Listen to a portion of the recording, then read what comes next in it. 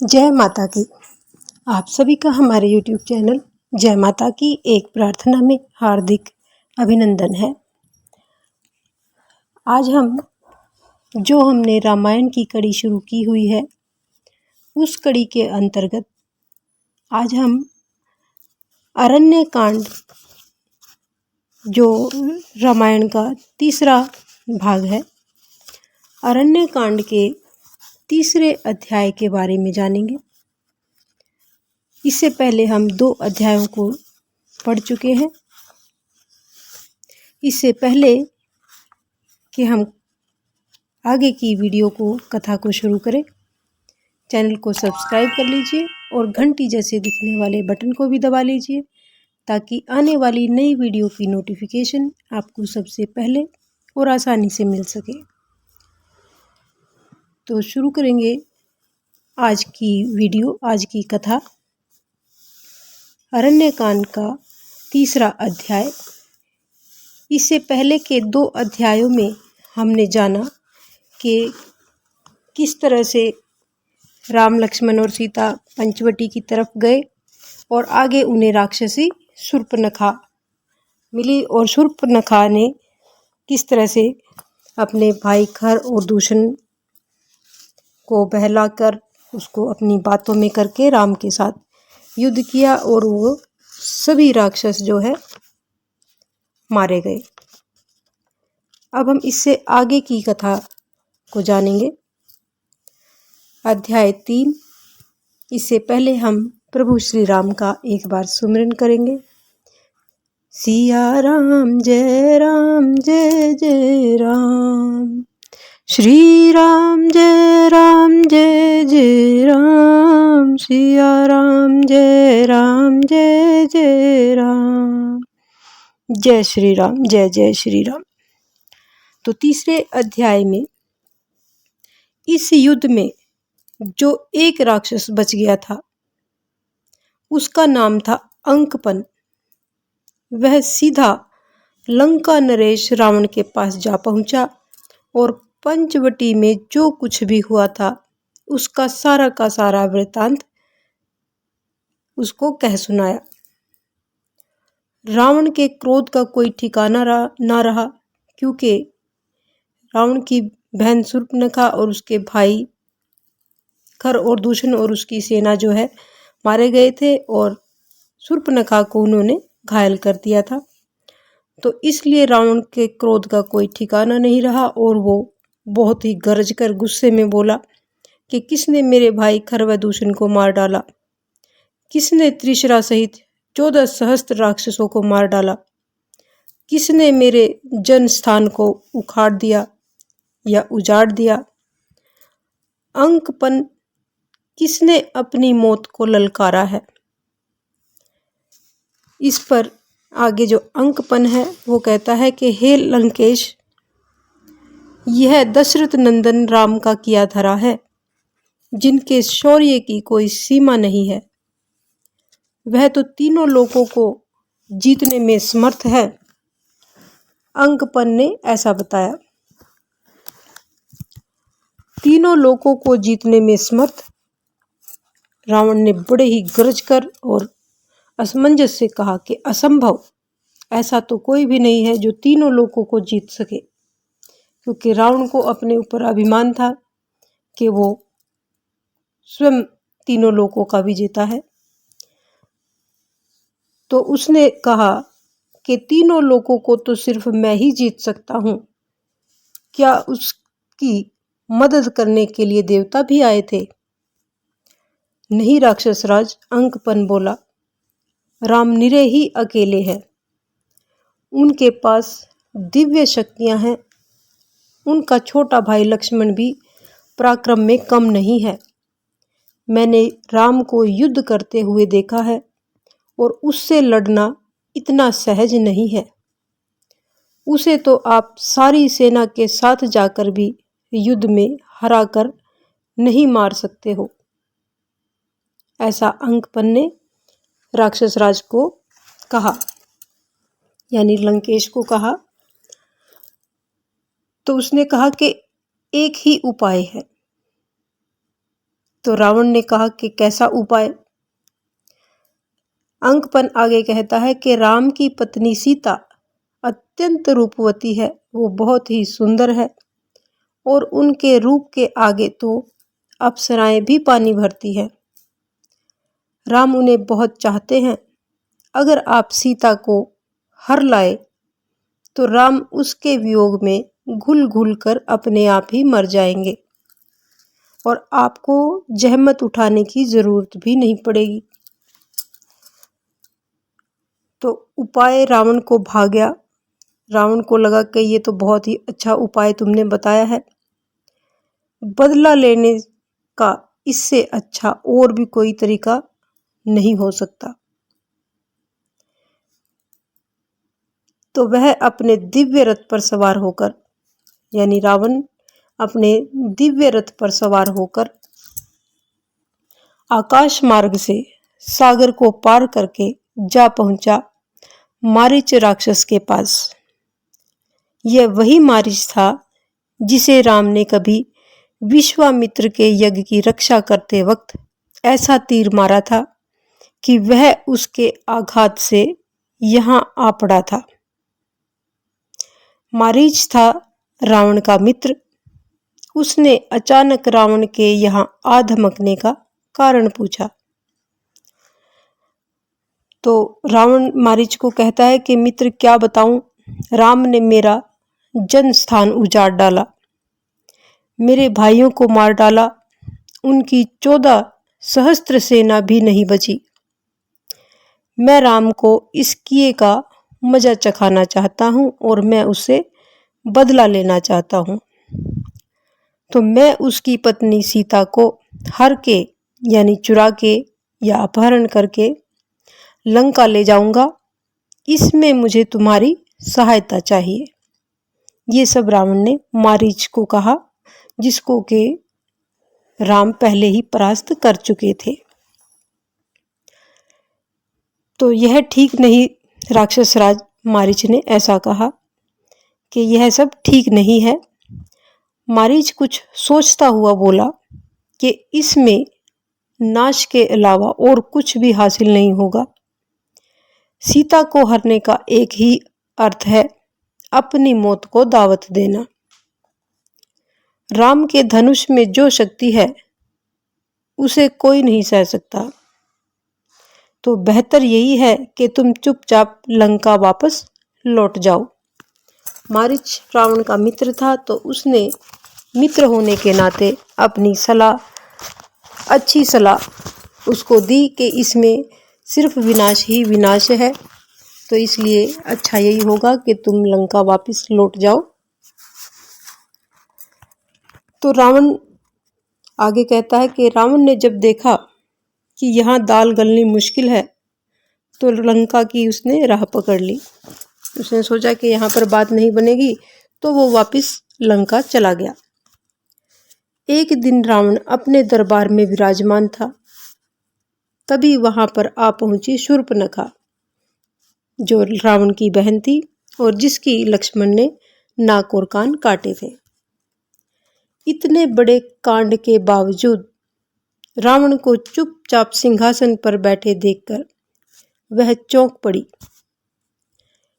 ऐसा विशाल डील डोल वाला रावण, जिसके शौर्य से पृथ्वी कांप उठी, जिसने तीनों लोकों में अपनी विजय पताका फहरा दी थी, जो वासुकी नागराज को जीतकर तक्षक की पत्नी को हरलाया, जिसने कुबेर को पराजित करके पुष्पक विमान को छीन लिया, जिससे इंद्र भी भयभीत हैं, वह पराक्रमी भाई मंत्रियों के बीच चमकते हुए वस्त्रों व आभूषणों में सजा धजा आलीशान उच्चासन पर बातों में व्यस्त है।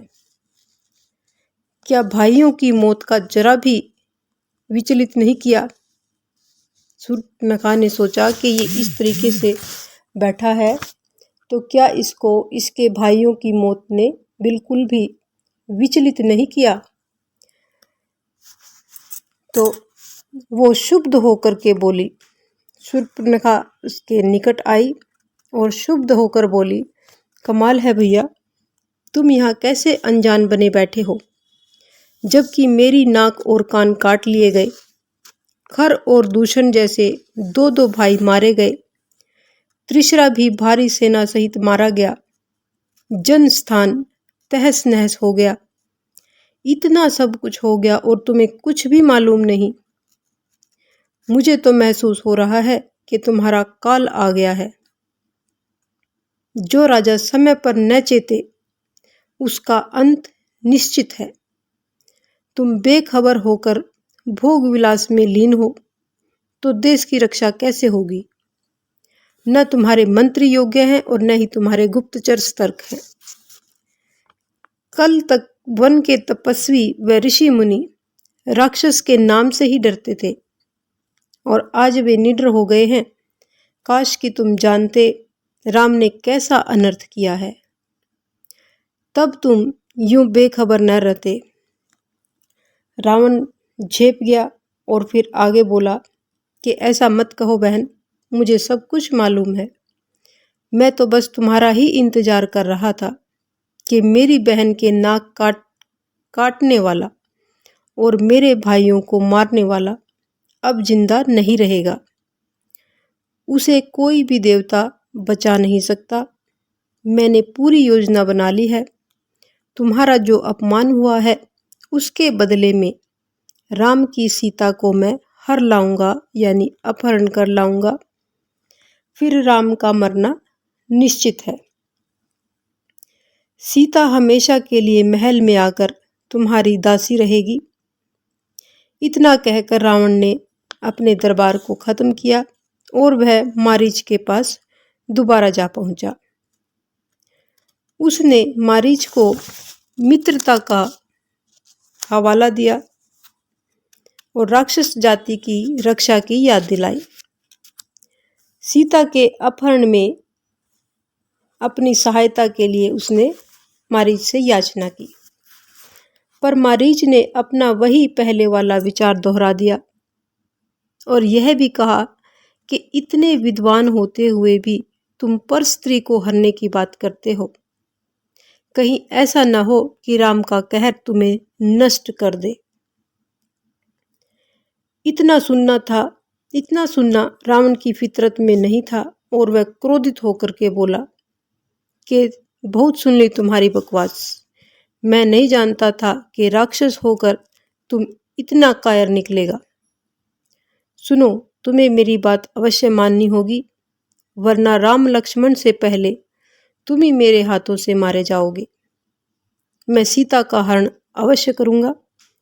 मैं जैसा कहूं तुम्हें वैसा ही करना होगा। मारीच को अपनी जान प्यारी थी, सो उसने रावण की बात चुपचाप मान ली। तो ये था तीसरा अध्याय। अब हम जानते हैं चौथे अध्याय को।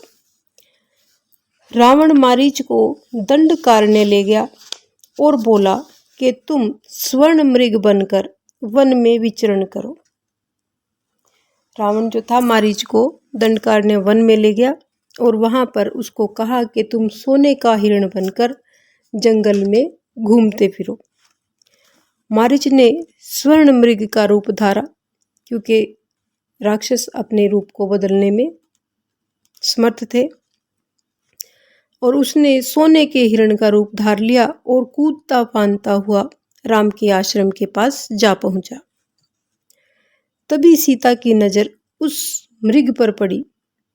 इतना प्यारा, सुडोल और सुंदर मृग देखकर सीता उस पर मोहित हो गई। इस वन में जहां हिंसक पशुओं का बोलबाला था, एक हिरण की मनमोहिनी क्रीड़ाओं ने सीता को बरबस ही मोह लिया। सीता ने राम को पुकार करके कहा कि स्वामी देखो कितना प्यारा मृग है। लक्ष्मण तुम भी आओ, तुम भी देखो। दोनों भाई सीता के पास गए और मृग को देखा। दोनों भाइयों ने हिरण को देखा और लक्ष्मण को ऐसा अनोखा हिरण देखकर शंका हुई और लक्ष्मण बोला कि लगता है हमें जाल में फंसाने के लिए राक्षसों ने ये माया रची है। सीता लक्ष्मण की बात की ओर ध्यान दिए बिना ही बोली, स्वामी इस मृग ने तो मेरे मन को मोह लिया है। मैं इसे जरूर पालूंगी। आप इसे पकड़ कर लाइए, इसे हम महलों में ले चलेंगे। ऐसा मृग देखकर तो वहां सभी आश्चर्यचकित रह जाएंगे। अगर यह जीवित न पकड़ा जाए तो इसे मारकर इसकी छाल ही ले जाइएगा। कितनी सुंदर हरी और चमकती हुई छाला है।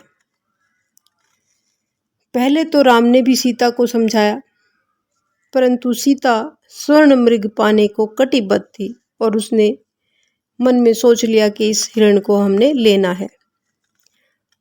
और राम सीता के आगे इनकार नहीं कर सके और लक्ष्मण से बोले कि सुनो लक्ष्मण, सीता यह मृग पाने के लिए बहुत लालायित हो उठी है। मैं इसे पकड़ने के लिए जा रहा हूँ।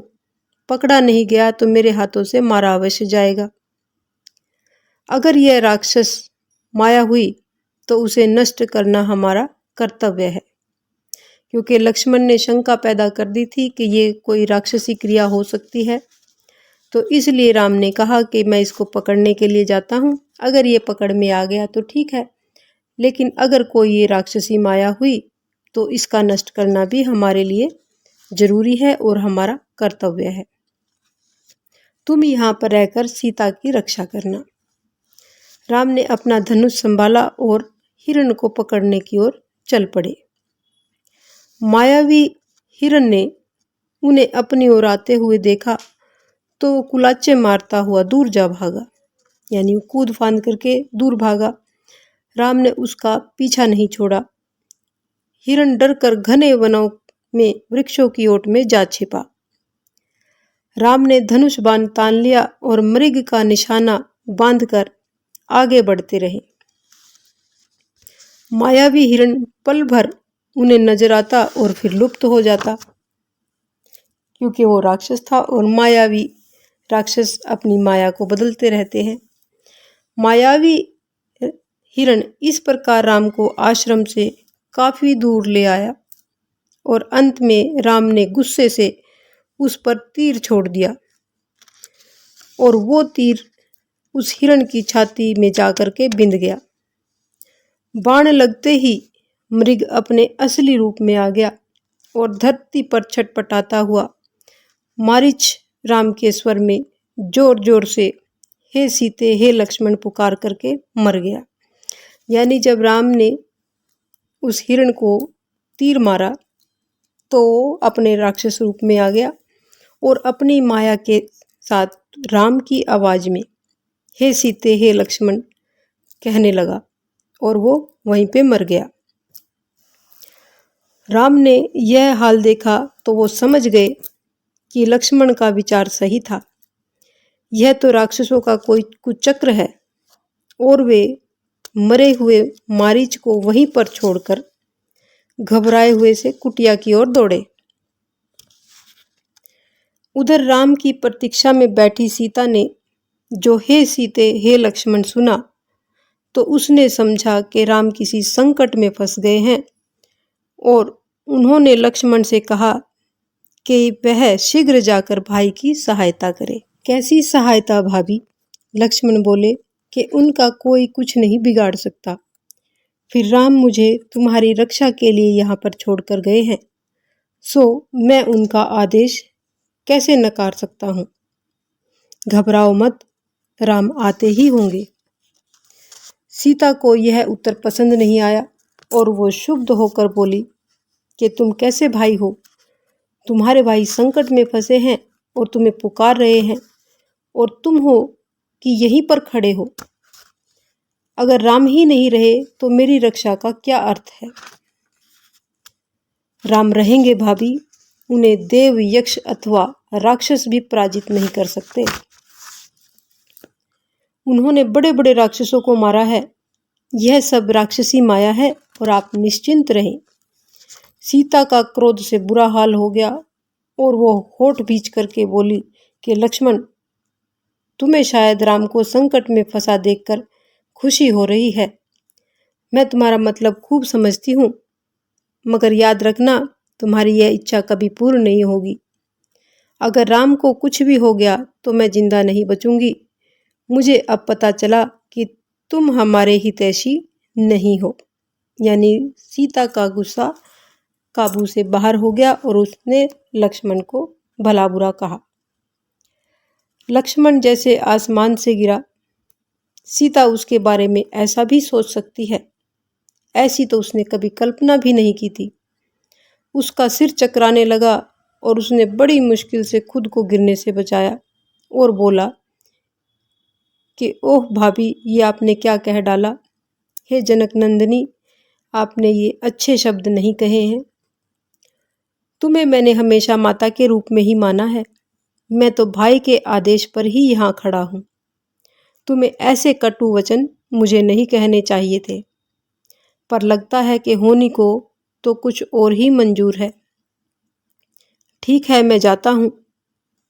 हे देवताओं, तुम साक्षी रहना, मैं सीता के कहने से ही जा रहा हूँ।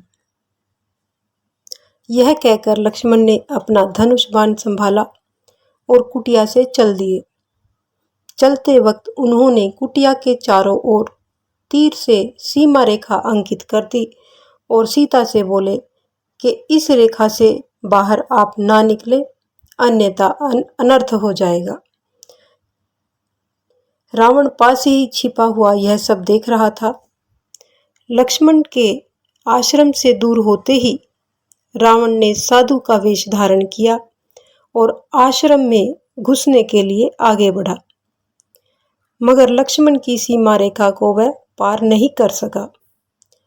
सो आश्रम के पास पहुंचकर उसने गुहार लगाई,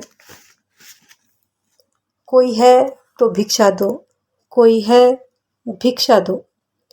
सीता ने भिक्षुक की पुकार सुनी तो वह मुट्ठी भर भिक्षा लेकर के बाहर निकली। यानी रावण ये सब कुछ देख करके वहां पर पहुंचा और उसने पहले तो अंदर जाने की कोशिश की कुटिया में, लेकिन लक्ष्मण रेखा को वो पार नहीं कर सका। तो फिर उसने आवाज लगानी शुरू की कि कोई है तो मुझे भिक्षा दो। और ये सब सुन करके सीता बाहर आई और उसने भिक्षा देनी चाहिए। उसने सीमा रेखा के अंदर से ही भिक्षा देनी चाहिए, परंतु इस पर रावण बोला कि हम बंधी हुई भिक्षा नहीं लेते। साधु से डर कैसा, अगर भिक्षा देनी ही है तो बाहर आकर दो। सीता ने भी सोचा कि सचमुच साधु से कैसा डर, सो वह सीमा रेखा से बाहर आकर के निकल पड़ी। उसके बाहर निकलते ही रावण वास्तविक रूप में प्रकट हो गया। सीता बुरी तरह से घबराई और बोली कि अरे नराधम, तू कौन है? मैं हूं लंकापति रावण। ऐसा रावण ने कहा कि मैं लंकापति रावण हूं और तुम्हारे सौंदर्य का दीवाना। यह कहकर रावण ने सीता को उठा लिया। सीता बहुत छटपटाई, चीखी चिल्लाई, मगर उस बियाबान में उसकी रक्षा करने वाला कोई भी नहीं था। रावण ने सीता को रथ पर डाला और आकाश मार्ग से लंका की ओर उड़ चला। रावण अट्टहास करता हुआ बोल रहा था कि वहां तुम राज्य करोगी सीता, मैं त्रिलोक विजयी हूँ, मगर तुम्हारे रूप के सामने मैं सब कुछ हार चुका हूँ। तुम मेरी समस्त रानियों में सर्वोत्तम हो, तुम्हें मैं महारानी बनाऊंगा। वहां तुम्हारी सेवा करने के लिए असंख्य दासियां होंगी, तुम्हें कोई कष्ट नहीं होगा। इस पर सीता ने कहा कि कपटी राम, कपटी, तुम्हें राम नहीं छोड़ेंगे। नीच, तुमने जो हरकत की है राम उसका बदला अवश्य लेंगे। तू उनके हाथों अवश्य ही मारा जाएगा। रावण जोरों से हा कर उठा। उसके अट्टहासों से 10 दिशाएं कांप उठी।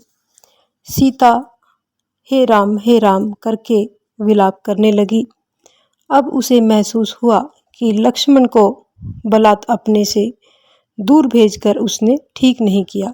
यानी अब सीता को इस बात का एहसास हुआ कि उसने लक्ष्मण को जबरदस्ती वहां से दूर भेज करके ठीक नहीं किया और लक्ष्मण जो कह रहा था वो बिल्कुल सही कह रहा था।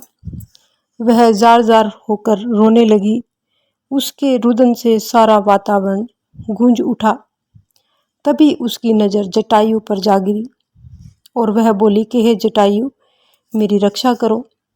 रावण मेरा हरण करके मुझे ले जा रहा है और राम को ये खबर अवश्य ही दे देना। जटायु के कानों में सीता के ये मर्म भेदी वचन पड़े तो वह क्रोधित हो उठा और उसने चेहरा उठाकर रावण से कहा कि तुम इतने विद्वान हो, फिर ऐसा नीच कर्म करते हुए तुम्हें शर्म नहीं आ रही? यह राम की पत्नी है, पर नारी पर ऐसा अत्याचार करना तुम्हें शोभता नहीं है। राजा होकर के यह नीचों जैसी हरकत, नीचों जैसा काम, छी छी, छोड़ दो सीता को। मैं बूढ़ा और असशक्त जरूर हूँ, मगर जब तक मेरे शरीर में जान है मैं सीता की रक्षा अवश्य करूँगा, चाहे भले ही मैं मारा जाऊं। जटायु का बीच में यूं कूद पड़ना रावण को नहीं भाया और जटायु सीता को बचाने के लिए उड़ता हुआ विमान के पास आया। उसने रावण पर प्रहार किया। आकाश में उन दोनों में घमासान युद्ध छिड़ गया, परंतु रावण से उसका क्या मुकाबला। तलवारों के तीव्र प्रहारों से उसके पंख कट गए और वह तड़पता हुआ जमीन पर आ पड़ा। उसका सारा शरीर शत विशत हो गया, बस सांसें ही बची हुई थी। ऊपर रावण के जोरदार अट्टहास गूंज रहे थे, जिनमें सीता का करुणा विलाप खोता जा रहा था। सीता रोती जा रही थी और शरीर के आभूषणों को उतारती हुई एक एक करके नीचे फेंकती जा रही थी। रावण का विमान लंका की ओर चला जा रहा था। सीता के कुछ आभूषण किष्किंधा पर्वत पर जा गिरे। किष्किंधा पर्वत पर वानरों का निवास था। आकाश से गिरते आभूषणों को देखकर वानरों की निगाहें ऊपर उठ गई। एक नारी को बिलखते हुए देख करके वो सब हैरान रह गए। तो ये था चौथा अध्याय, जो यहीं पर संपूर्ण होता है। ये अरण्य कांड का चौथा अध्याय था, जो यहीं पर संपन्न हुआ। अगले 5वें अध्याय को हम अपनी अगली वीडियो में जानेंगे। आज की कथा को यहीं पर विराम देते हैं। और यदि आपको हमारी ये कथा पसंद आए तो एक लाइक का बटन अवश्य दबाएं, और अगर आपको कथा पसंद नहीं आती है तो आप डिसलाइक का बटन भी दबा सकते हैं। इस प्रकार की और भी अन्य धार्मिक रोचक कथा कहानियों को जानने सुनने के लिए हमारे चैनल पर बने रहें। तो मिलते हैं अगली वीडियो में अगली अध्याय के साथ। तब तक के लिए जय माता की, जय श्री राम, जय जय श्री राम।